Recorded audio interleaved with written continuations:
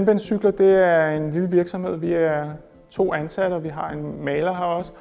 Og vi producerer cykelstel i stål og titanium. Det er stel, som vi producerer helt fra grunden af. De dele, vi har fået optimeret, det er både nogle dele, som er eksisterende, som er så blevet redesignet, og så nogle dele, som er, hvor vi har kastet os ud i noget helt nyt. Så det er dels en lille del til en sadelpind, men så er der også nogle dele til selve stellet, som vi også bygger, som er blevet redesignet, og som vi har lavet nogle nye versioner af.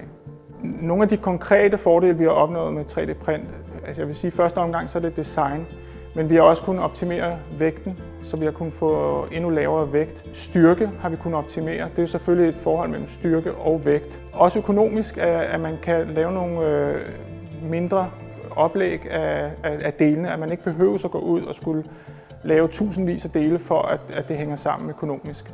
3D-printing er den helt rigtige metode at bruge til den her nye del, vi har lavet. Det er en meget, meget lille del. Hvis den skulle laves i traditionel bearbejdning på en CNC-maskine, så ville den skulle have ekstremt mange, der skulle ekstremt meget bearbejdning og meget detaljeret, meget fint og meget småt. Og jeg tror, det vil blive ret kompliceret at lave. 3D-print åbner jo op for nogle helt nye muligheder. Der er nogle begrænsninger som i den produktion, som både tidsmæssigt, altså i forhold til at producere enkelte ting på stellet, der kan vi virkelig spare tid, men også optimere designet, så det både bliver stærkere og lettere. Og for at nå derhen, så har vi brug for at være meget kreative. Og der hjælper 3D-print os virkelig til at få presset cyklen til det yderste.